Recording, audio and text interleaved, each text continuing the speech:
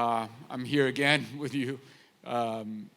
This morning, as you just heard from Carol, we're going to talk about a very, very important topic, especially in a moment when we see prices rising in food, also inflation, and so many other challenges. And for this matter, I'm going to call on stage, first of all, Mr. Jorge Wertheim, or Wertheim, as I would say, in Switzerland. He's from ICA and will be joining us. Also, I would like to call on stage Mr. Kayode Fayemi, chairman of the Nigerian Governors Forum, and also Cesar Hizi. Please join us from Campo. We'll start this discussion here. Pleasure. How are you? How are you, sir?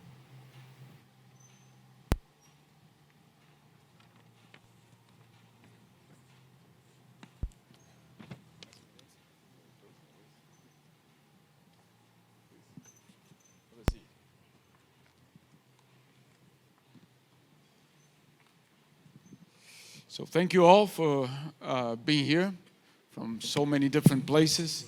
And I'm going to start actually this conversation with you, sir, Mr. Kayemi. You just told me just recently that almost 50% of the population of Africa is today urban. This is obviously a huge challenge, as we were speaking yesterday about sustainability of cities, of the administration of cities, but it is also a challenge on supplying food and food production. My question to you, what is this scenario going to mean for food production, food consumption, and obviously for making sure that food arrives for this huge population? Thank you, moderator, and thank you to the organizers for inviting me to this forum this year. You're right. Almost 50%, not just of African population, even globally, live in cities. Most recent statistics talk about 4.4 billion people out of the 8-point-something billion that we have in the world living in cities. So inevitably, urban agriculture has become a way for the urban poor, peri-urban poor, to also eke out a living in addition to whatever limited income that they make. Outside of that, it also helps to shorten the food chain. When you transport food from the rural communities to urban communities, which is usually the place where most of this food is marketed, you suffer post-harvest losses, significant post-harvest losses. But if the distance between where you're producing the food and where you're consuming it is limited, it's also a no-brainer that post-harvest losses gets reduced. But urban agriculture has never really been paid attention, either by policymakers, at least in Africa, in my own country, or even by major farming entities. The theory is that you need massive land, which you're not likely to get in urban spaces, in order to be able to produce large production. But given the challenges we've suffered, particularly the interlocking factors of COVID-19, of conflicts in the world, of farmer-herder clashes in a country like mine, which has really affected the growth of rural agriculture, because many of the people involved in agriculture have also been confronted with this insecurity. Then the urban poor gets involved in it. And I think one of the significant points I believe we need to be looking at is policies that can help address how urban agriculture can contribute to food security, can help climate action in reducing biodiversity, and also ultimately provide income for the population, which is now likely becoming urban. Excellent. George, I'm going to ask you basically, continuing this conversation on how urban agriculture can contribute to a more sustainable and healthy city development. But before, what is Zika doing here? If you're a regional institution from Latin America, based in Costa Rica, in an event between Brazil and Africa? Thank you. Good morning, everybody. Thank you, Jamil. Before answering, I want to congratulate the colleagues from Senegal for their big triumph yesterday. And second, a very humble request. Please, today at 4, do not support Poland. I'm from Argentina. Okay. Thank you. But going to the questions raised by Jamil, I think that the first reason is the generosity of João Bosco to invite us to be part of this, and also because João Bosco and his initiative inspire us at IICA, and we organized this year, this was in July, as a matter of fact it started in January, when we called for the first meeting, preparation meeting, with the Minister of Agriculture from Africa and the Minister of Agriculture from the 34 countries that represents IICA, US, Canada, all Latin America, and all the Caribbean countries. And we decided to call for the first ever forum with Minister of Agriculture from Africa and Americas that took place in July, at the end of July, in Costa Rica. And the reason was very clear, Jamil. We were trying to create bridges with a region that has many problems like we do, and also they have very good experiences as we do. And I think that there is no doubt by the ministers of both regions and the declaration that they produced at the end of the meeting that we need to work together. And this is why, and was important, as João mentioned yesterday, every time that I was talking with my colleagues from Africa about South-South cooperation with Latin America and the Caribbean, the first name that came to the conversation was Brazil and Embrapa. And clearly, this shows how Brazil took this case very seriously in the past. And we hope that in the very near future will remain strong and will recover that relationship, not only Brazil, but the rest of the continent with Africa. Fantastic, George. In this sense, and asking still on this discussion that we are having, what is the role of urban agriculture in assuring that cities can move towards a more sustainable path? We think that is really very important for several reasons.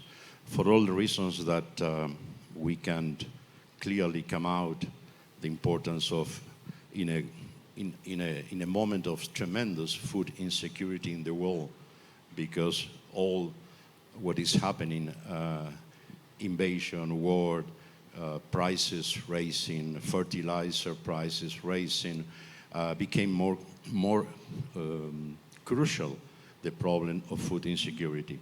Also became more crucial, Jamil, the structural problem of inequality. And that structural problem of inequality, which is not confronted with public policies, adequate public policies, create that food insecurity. And I think that urban agriculture is very important, can really compensate, particularly for the lower sectors who suffer hunger and suffer a lot. I think that could be very important. Could be very important also, as our colleague was mentioning about Sharm el-Sheikh, taking in consideration the impact, the benefits that urban agriculture can bring to a city, any city, large city, small city, the decreasing of the carbon emission because of the local production, but also, I think, coming from and representing the agricultural sector of the region through ICA, I think that will raise the importance of the agricultural sector, the importance of having products that come to your table, as happened during the pandemic, in which we praise and we thanks every day all the people involved in the health service, being heroes and heroines taking care of the sick. But we didn't did so much regarding the small producers that were responsible for us to have food every day, at least to most of all, or let's say a large portion of all, having food every day. And then, trying to close, this will raise the importance of agriculture. Agriculture shouldn't be, and hope that will not be, as a second-class sector, or producers are second-class citizens, and we will be able to force the public and the private sector to recognize and support the importance of agriculture, in this case, in the urban areas. Fantastic. Mr. Rizzi, your company has been very active in many African countries. Qual é a avaliação do senhor sobre... So, what is your opinion about the role of urban agriculture in this situation that we just heard about, war and conflict, the high price of food? How can this fit into this new equation? Well, good morning. I prefer to... First of all, So, first of all, I'd like to thank the organizers for the opportunity to be here once again. Our business, as you mentioned, has participated in the development of tropical agriculture in Brazil, especially in our savanna in the Cerrado area, and it was cooperation between two countries. I think the largest agriculture partnership between two countries, Brazil and Japan, that started in the year 2000, and which brought about or made possible many agricultural projects in that region. And we've been working in 19 countries, especially in Portuguese-speaking countries, Angola, Mozambique, but also Ghana, Zambia, even in Nigeria. We had some project in the Kano province, and another one more to the south of Nigeria. And now we are working on a very interesting project in Ghana, where we are working on the integration of production between agriculture and the forest. Now, more specifically about urban agriculture, I think it's a tool that can guarantee food safety and can also transform the production into a circular economy. So in other words, you are there in that location. You are producing food and you are producing revenue.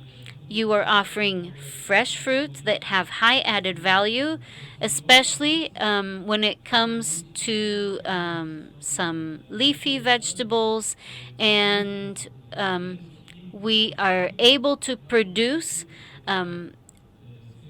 the foods with less chemical products, and also through the proper planning of agriculture, we can create local gardens that will produce food for the community.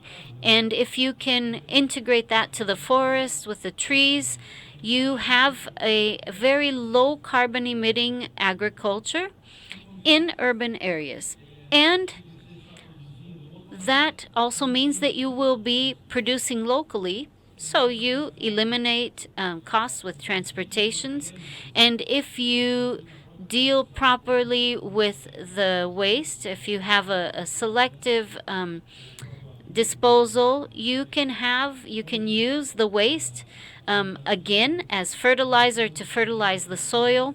So our business right now is trying to, we're testing alternatives to chemical fertilizers, and that will help to alleviate some of the high prices caused by the war, these conflicts, and this will help agriculture in the smaller producers, but also for larger producers. You can use remineralize products for the soil that are appropriate for agriculture, where you can grind up the stones and that can be used as fertilizer in the soil. And we've been testing this for 3 years at Ocampo, and Embrapa and some other institutions are also working with us and running tests on this. And so this will result in food that has more minerals, that is nutritionally richer, because it's going to have more nutrients. So if we can use this technology to develop this in the urban agriculture, we're going to be able to produce more nutritious foods with more nutrients. I think that's one of the very interesting alternatives for food safety. It will make our cities greener, more beautiful, but all of this requires planning, because the green areas are being, taken up by parking lots and other urban structures. Our office is headquartered in Brasilia. Brasilia was a city built, a planned city, as you know. It's 60 years ago. And so, in my opinion, it's a great alternative for food safety, for circular economy, generating wealth, and in the cities and urban areas. Thank you very much. Your life as a moderator, I was obliged to do so. I saw that you're very active in fostering, or at least helping young farmers, basically on arable land and on modern production, while governor of Ekiti. How important is to have public policies directed basically to support this transition, and especially urban agriculture? It's extremely important, especially on our continent, where young people have a negative attitude to agriculture, because they grew up seeing their parents, and don't forget, 70% of my country's population is on the land. They work on the land. 22% of GDP in Nigeria is agric-driven. So, but this is mostly sedentary agriculture. It's not commercial farming in any way. And when you want to encourage younger people who see what other young people do all around the world in the age of social media, and you say, go back to the farm, use your whole cutlasses and arrow, they will just switch off. So you have to figure out a way to entice them and encourage them and incentivize them to be involved in this. And that's what we did with our Youth in Commercial Agriculture program when I was governor, to bring in young graduates into agriculture and allocate specific land to them, 1-2 hectares of land, give them materials to do this, and also hybrid crops for the production, and then guaranteed offtake once they produce. So it's an entire value chain, and some of them in processing, some in marketing of the product. So it's the chain, not just growing the food crops, but also guaranteeing the takeoff of the products from them and helping them. And generally, once they start making money, the perception begins to change. And they begin to expand, whether it's aquaculture or direct food crop farming or animal husbandry. They generally take onto it and become much more entrenched. But government must be prepared for not a short-term approach to this, long-term funding process before they then, if you like, divest themselves from government support to independent and sustainable agri policy. The critical point is that in our continent, where smallholder farmers dominate the agricultural space, you need to find a way to bring in, because the aging farming population is a threat to food security on the continent, and you must find a way to bring younger people on this team. Jorge, continue on the conversation on public policies. What should be the role of local, regional, and national governments in supporting urban agriculture? Yes, I mean, we have today, and it's surprising to see all over the world, in so many countries in Africa, in Latin America, in Brazil, in Argentina, in São Paulo, very good experiences of urban agriculture. They are not enough, and if they are not enough, although many of them were evaluated and were rated successful, is because we didn't have the political support at the federal governments or the provincial governments to really help to improve and increase the number of places where you produce urban agriculture, whatever they are, for local consumption or even the urban production that is used to sell in the local markets. And it's basic. There are successful experience in Brazil, like Huerta Escolar, will be a schooling orchard, or a long time, 30 years program in Argentina called Pro Huerta that also was exported to countries like Haiti, helping South-South cooperation.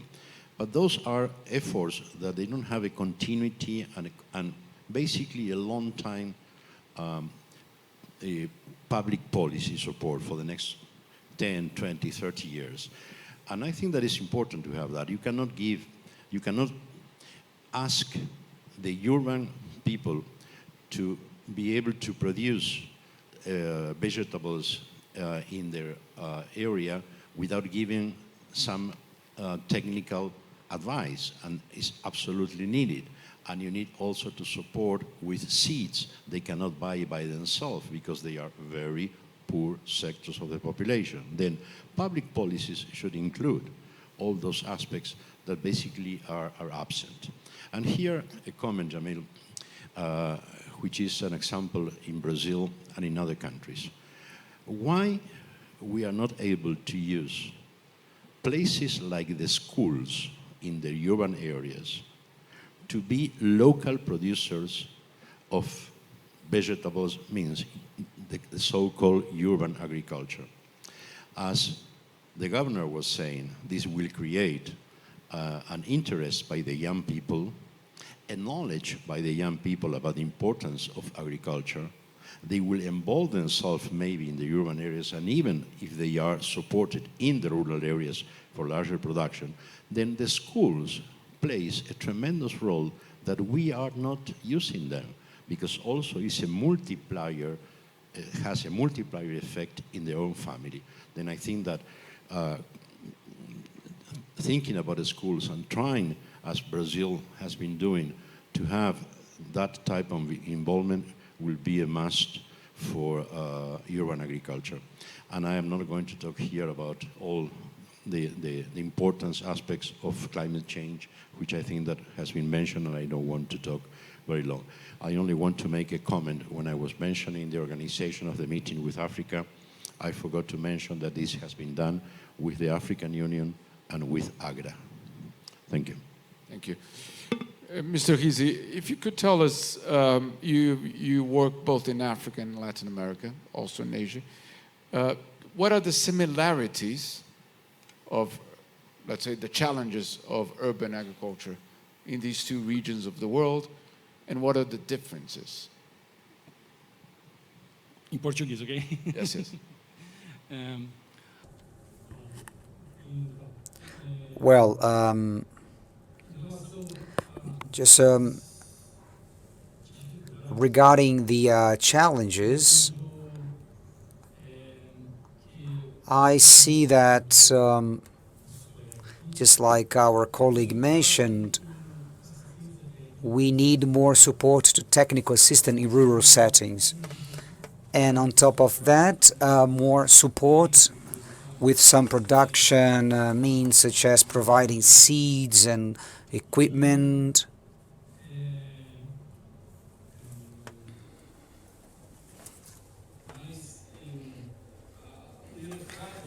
But maybe the market is the greatest challenge. Oh, I know there are many market niches that can be served by urban agriculture. I believe that the market and the quality of what you're going to produce, in my opinion, is what will determine the access to market.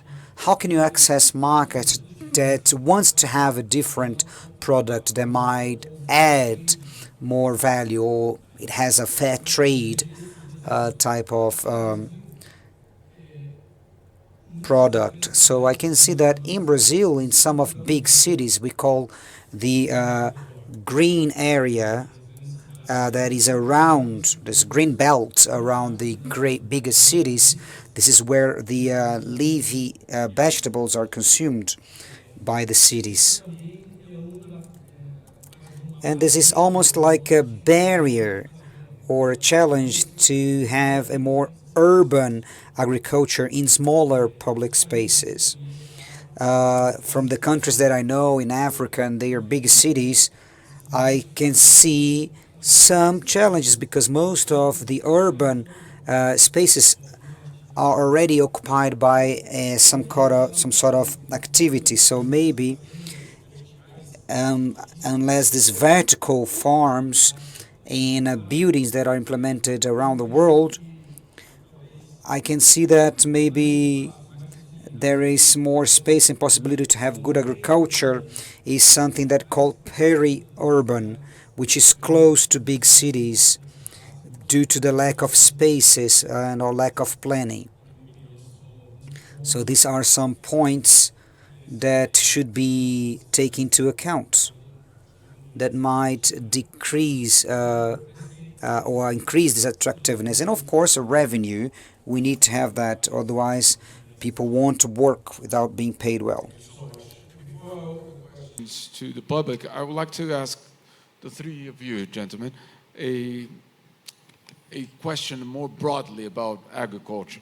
And I'm going to read from FAO's latest report, which says, the World Food Import Bill is estimated to rise to $2 trillion in 2022, higher than previously expected.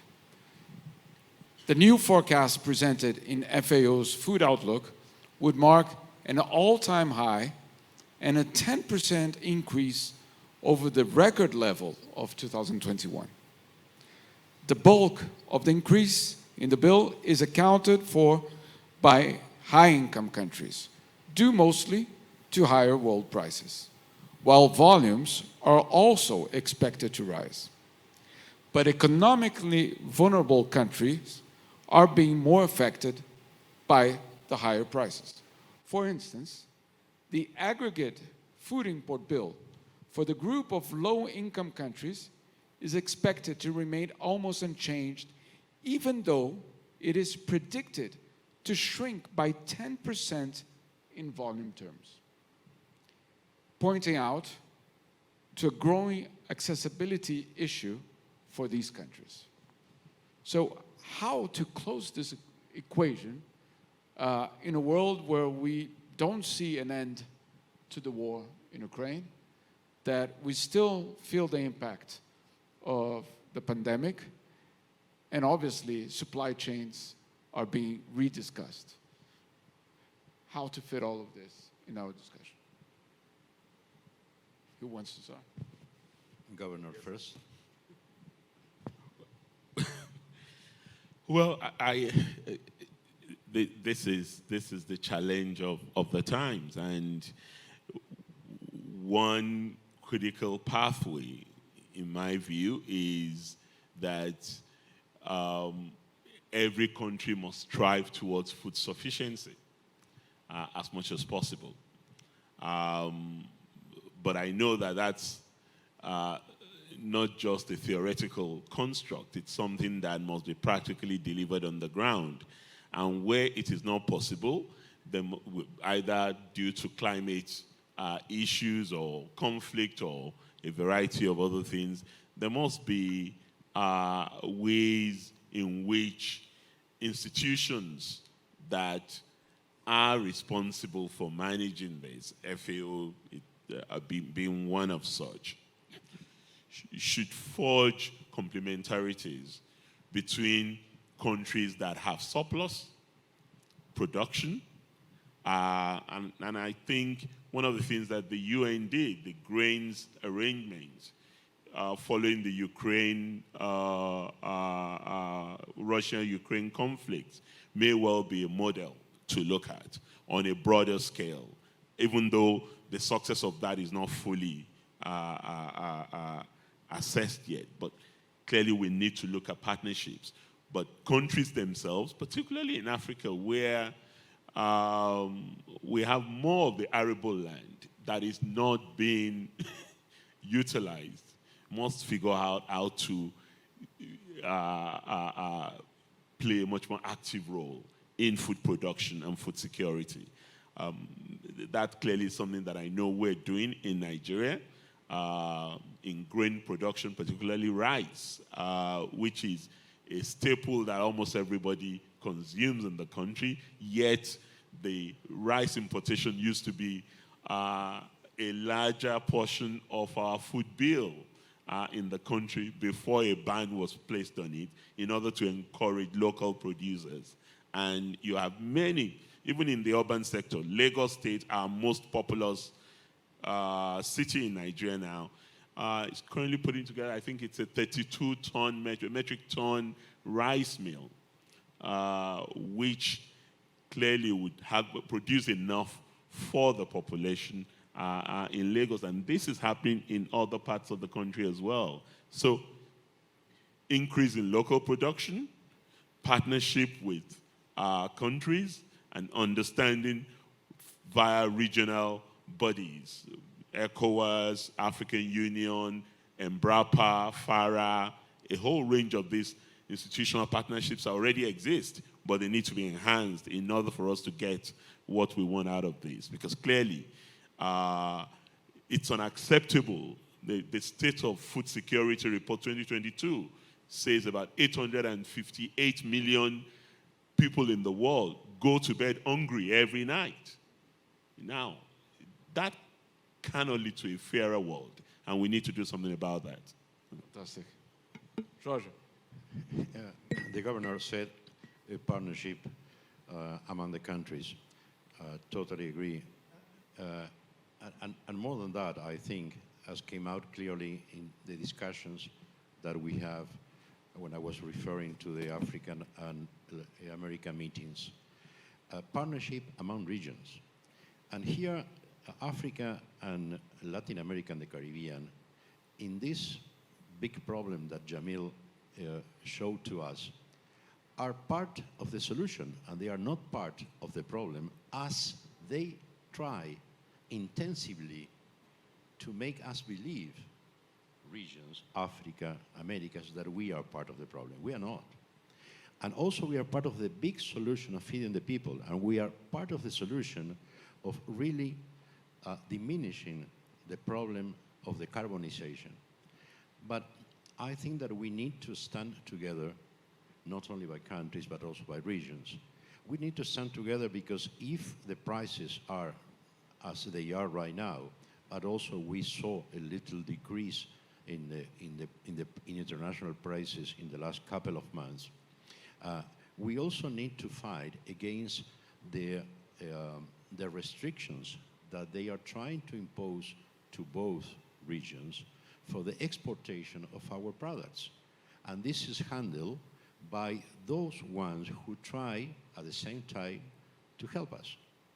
But I think that we need to find a common consensus in how we confront this problem and how make the people know, because we don't control very much the media and the content of the media, that we are not the problem. And I think that this is basic in order to try to really change that cruel information and right information that FAO produce. Thank you. So, Portuguese.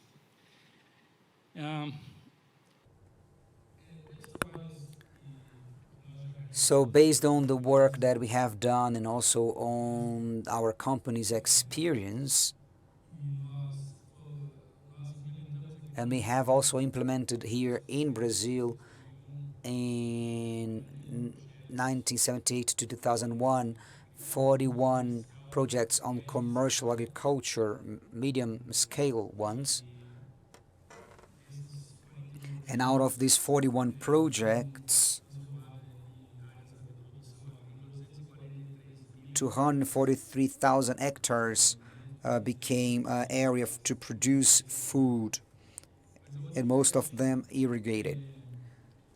My point is, there were two important situations related to this success of this program to develop our Savannah region. One was a good political will, and the second one, lines of credit.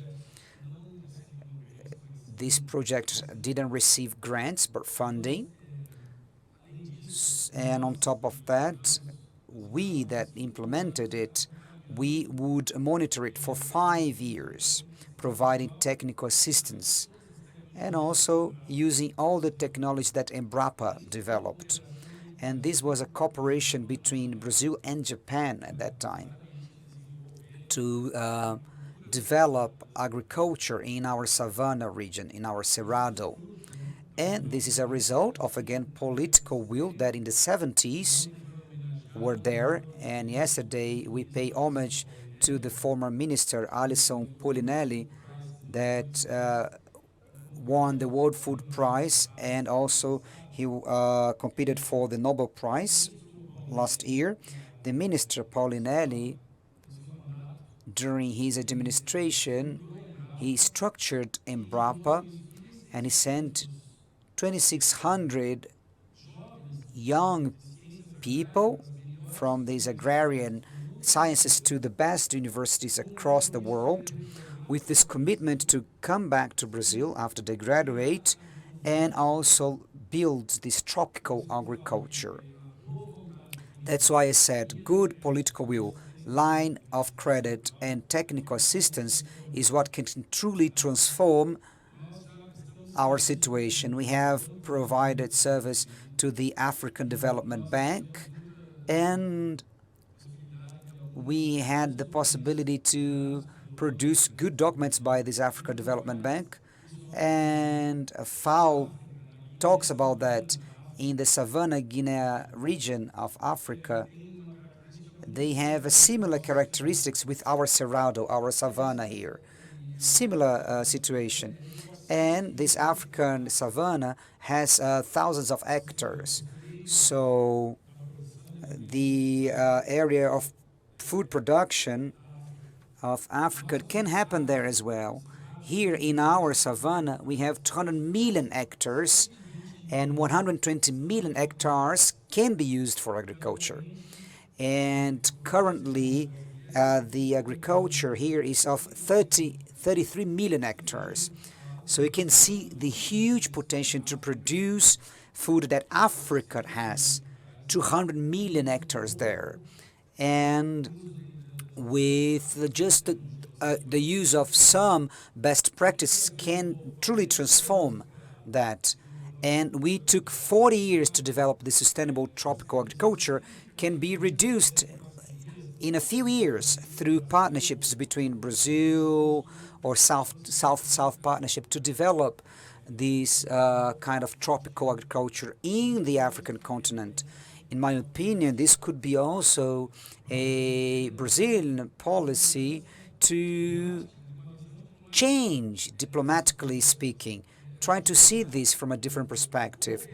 Cooperate, not really help, but cooperate to develop all this huge food production potential to serve these 9 or 8 billion inhabitants of our planet. That's the world we have by 2050. Another very interesting aspect is that we cannot divide what is family farming and what is commercial farming, right? I'll explain that better. In Brazil, the greatest protein production from animals, chicken or pork, and of dairy products come from family farming. However, family farming needs to raise animals to have proper and cheaper food for the animals. And those that have ability to produce these inputs, soya and beans, comes from commercial agriculture. So the two of them, they go hand in hand. One complements the other. The sales farmer focus on selling corn and soya, but they don't have people or time to dedicate to produce dairy products, poultry, and so on, and eggs. And family farming, they are specialized in that because the families, they work hard on it, and there is revenue for the family. So we have to couple the two of them, put them of them together, two of them together. And in order to tackle food insecurity caused by COVID and this conflict between Russia and Ukraine, it should happen through cooperation. Brazil is maybe a global reference when it comes to sustainable tropical farming. We have production systems that we consider to be more carbon capture than issuing or emitting carbon. So the way to go is absolutely the partnerships and again good political will. Yeah, I would like to make a comment of something that he raised that I think that is extremely important. He was mentioning the political will. He was talking about public policies. I think that when we talk about public policies, it's very general because they can be infinite type of public policies. But if there is not a political will, and if you don't have, in Spanish is política de Estado, in English will be state policy, in which it's not a sector, but the government who define a policy for the government, then it's very difficult that all what we discuss can take place. For example, he mentioned a very important experience of Brazil, which is the line of credit. Yes, that line of credit was established because there were political will.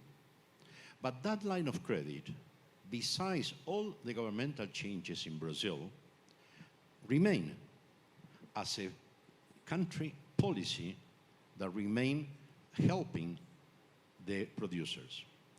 The other example that you have in America is the United States with the Farm Bill, which is extremely important. Which other countries do we have in America that we can compare with Brazil and the US?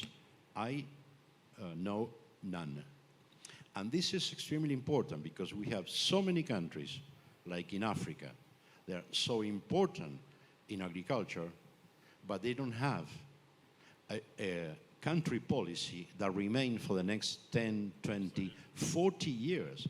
That is the only way to make the difference. The only country that I know in Latin America right now that they are defining and formulating a political style is Panama and Honduras. But we are talking about the other 31. And I'm sure that happened the same in Africa. And I think that this is where we need to concentrate our energies and our shouting in the nice way, to please formulate those country policies for the next decades. And this is the way that we can confront the prices, the food insecurity, and so on. Thank you. We cannot stress enough those 2 points about political will and consistency of policy, because more often than not, there is a misalignment between electoral term and governance term. These are 4-year cycles. Most elected authorities, 4 or 5-year cycle. And for most governments in Africa, you can even say it's 2 years of work. First year getting settled. The last year preparing for another election. So you have 2 years in the middle to really get the work done. And if you lose the election, you're likely to suffer a reversal of all of those policies. So, and I think what we can do is work with those regional institutions as well to get governments buying into policies that are common agricultural policies, if you like, in Africa, for example, in ECOWAS region or SADC or East African Community.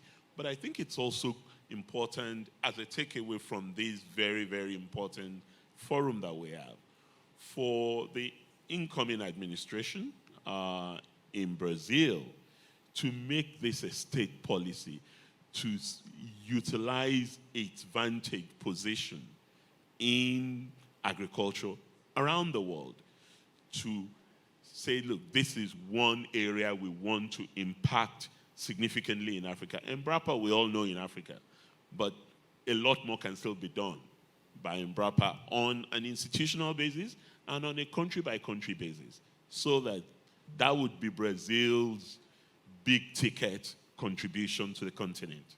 Thank you. Fantastic. So let's open to the floor, to the audience. I see someone here wanting to pose a question. Can we get a microphone here, please?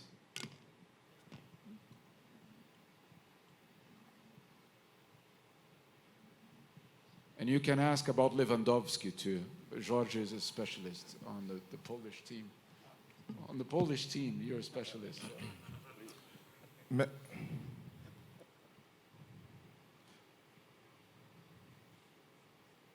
D'accord. Merci beaucoup. Moi, je suis. Obrigado.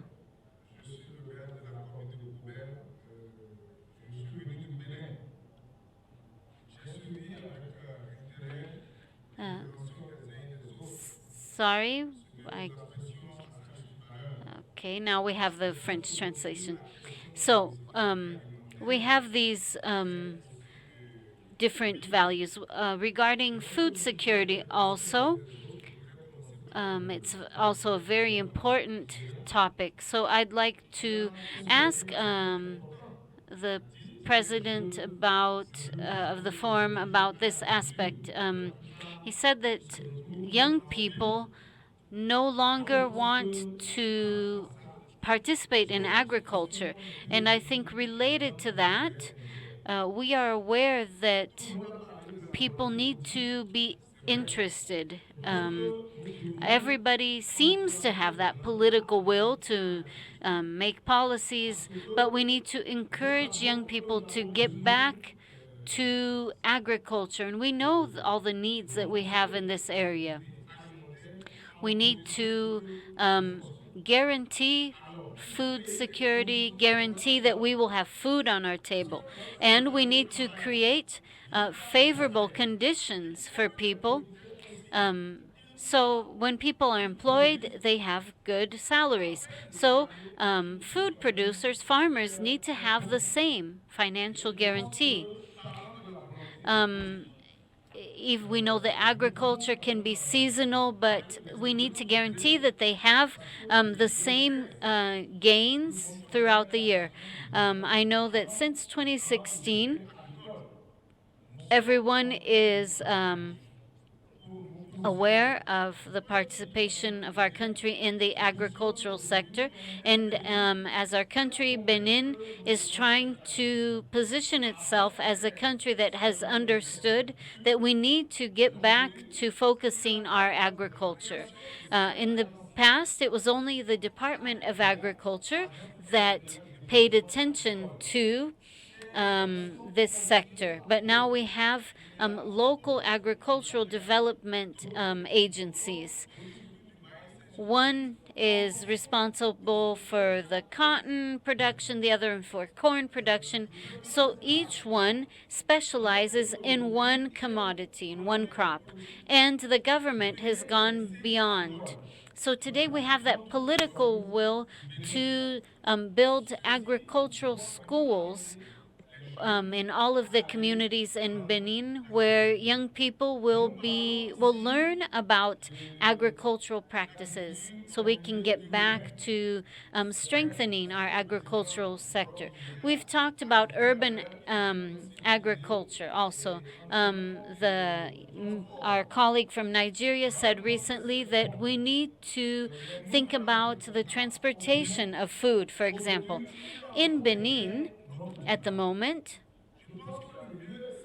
we have a portion of land that has not been cultivated. So we need to encourage people to go to this land. We have the land, and give them the conditions to produce food, and also the means of transporting that food to the locations where they can be sold.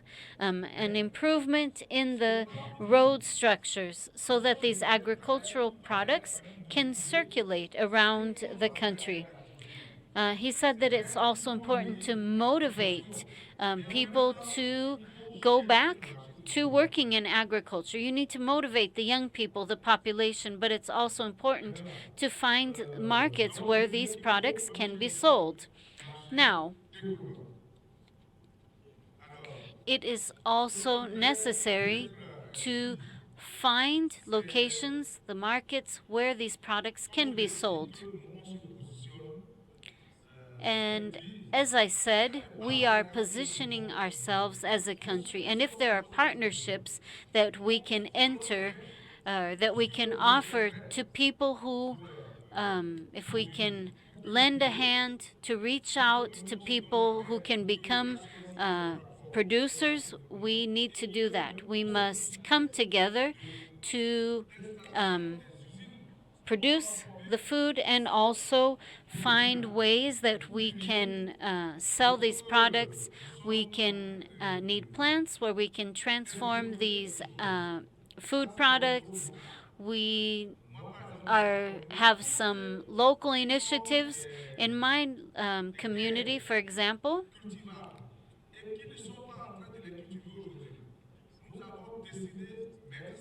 all of the arable land that is not being used at the moment can be offered to people who are willing to work to produce food. I think we can use partnerships to do that.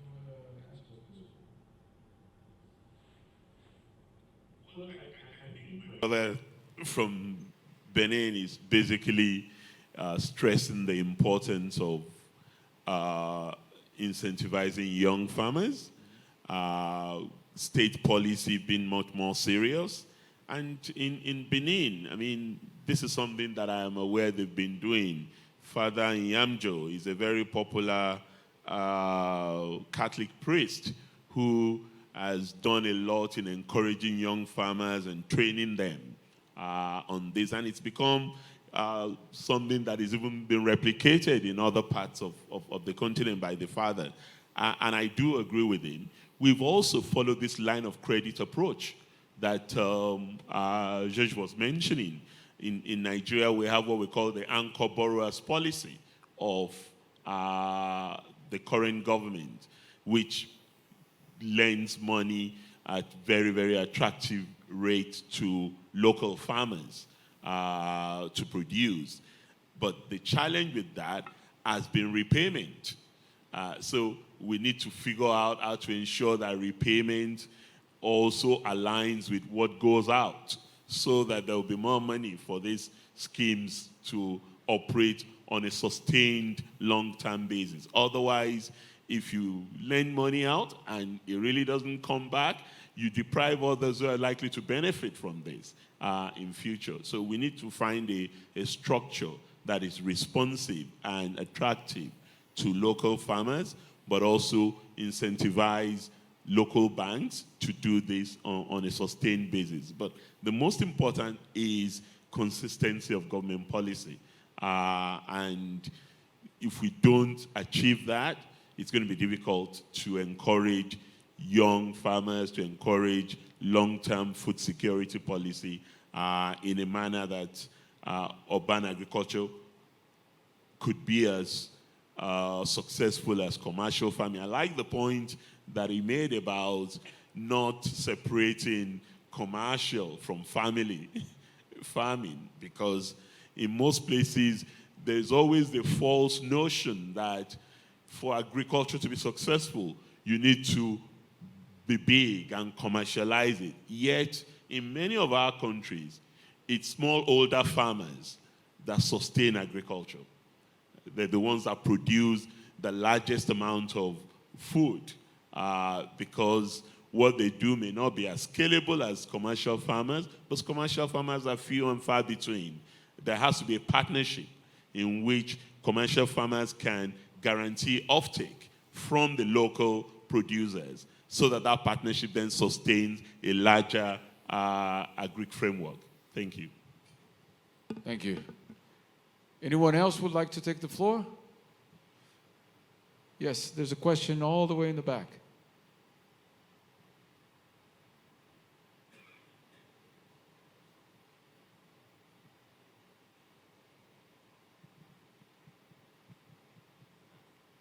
Bom dia a todos. Good morning, everyone. I would like to ask two questions, and I believe all of you can answer. First of all, I'd like to, my name is Mariana Grilles. I'm a reporter from Globo Rural. It's a news program focusing on agriculture. And what we see here in Brazil in the last few years, that young people have become interested again in agriculture because of technology. With the 4G networks, young people have become more interested in driving the tractors, uploading data onto the cloud, things like that. So my question is, how near or far do you think this reality is regarding agriculture in Africa, but also in South America? So how close are we to seeing young people there? And also the comparison between the Brazilian Cerrado and the savanna areas in Africa. Do you also have the point of view of not turning the African savanna into just a huge field of commodities where there is the production of fruits and vegetables, but where it's only there and far away from the population? Here in Brazil, in the Cerrado region, we see that there is a huge proportion of food insecurity in the Cerrado, although it is the largest, where we have the largest production, but it doesn't reach the poor population there. So what are the, warning signs? What can we do to prevent that? From time to time, we hear the Brazilian government, the current Brazilian government, saying that we feed 1 billion people in the world, but we still have 33 million people going hungry inside the country. Who wants to answer? Obrigado por la pregunta. Cuando la presentadora faló que había traducción simultánea portugués, inglés. So, I think we can translate my Portuñol, my Portuguese and Spanish. So I'm going to speak that now. I think the problem that you mentioned about the technology, 4G, 5G, reaching the outlying areas, It's the absence of good connectivity with technology, with the internet, is dramatic. So we have we're talking about aspects of food production, the markets, training. So it's impossible to carry out this in the sectors that don't have the proper connectivity. If they have a more or less functioning internet connectivity, they can do a little bit more. But in the rural areas, it's hard to keep the youth engaged and attracted if you don't have a connection to the internet, to social media, to training through these technologies. So yes, of course, it's something we would like to do. As we are saying, we would like to foster the development of the youth so that they don't migrate to the urban areas or even to other countries. To do that, we have to have policies, public policies, that are focusing on this youth that has been in many ways abandoned. Well, I'd like to kind of add to what Mr. Jorge said regarding technologies and networks and connectivity. So, in the countries, in the 9 countries in Africa where we are working, all of those have better cell phone connection, internet connectivity than Brazil. In my opinion, Africa, out of all the countries that we've had the opportunity to work with, they have the best internet coverage for cell phones than we do in Brazil. And besides that, we, through, and ICA is part of this also, we have a digital agricultural extension service, and there are various mechanisms and platforms that can be implemented here in Brazil. We have this technical support for technology. Many times we cannot physically meet all of the demands of the family farming producers. So there are many different platforms where we can offer this technical support to the smaller producers. And now addressing the production in our Cerrado region, we have data not only from Embrapa but from NASA itself. Brazil has at least around 52% of its Cerrado, its native vegetation. So I believe that we do have a problem, a nutritional problem, a food security problem for some of the population. I wouldn't say that it's hunger per se, not lack of food, but a lack of balanced nutrition. And this is my opinion. I believe that we have some challenges in getting people to eat nutritious food. Technology is important, and technology is beginning to play a significant role in Africa. It's absolutely right. The connectivity has improved significantly in a country like Nigeria, where we have over 100 million Nigerians with mobile phone networks, cell phones. Our former Minister of Agriculture, who is now the President of the African Development Bank, introduced a wallet system for supply of fertilizers, which cuts out the middleman when he was Agric Minister. And that went some way in fostering the availability of fertilizers to the local farmers. But this is something that has to be sustained over the long term.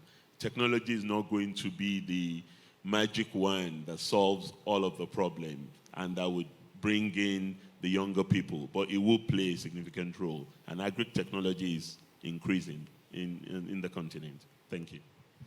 Well, thank you to all of you. Thank you. Our time, we ran out of time. Oops. Sorry. Carol, the floor is yours. Perfect. I'd like to thank the 3 guests here.